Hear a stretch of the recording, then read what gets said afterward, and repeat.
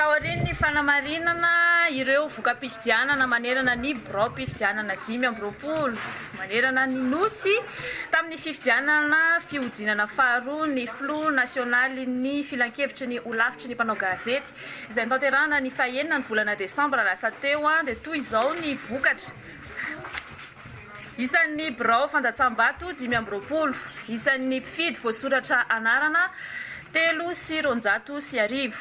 Isan'ny mpifidy nandasa-bato 7 sy 500, vato fotsy tsy manan-kery 2 ary nisan'ny vato manan-kery 5 sy 500. Toy izao ara ny vato azon'ny kandida amin'ny rahalahy ny fanandrana tamin'ny fifidianana no tanterahana ny sabotsy fahaenina ny volana desambra lasa teo.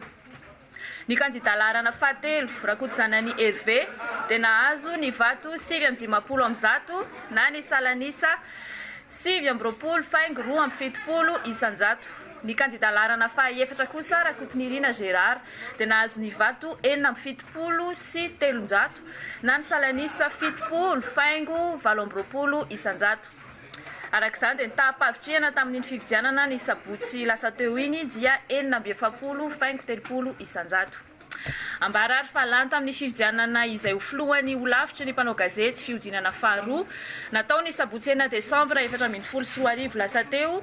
Andriamatoa rakoton'Irina Gérard nahazo ny vato 770 sy 300 ary manana ny tam-bato 70 faingo 80 isanjato amin'ny vato manan-kery.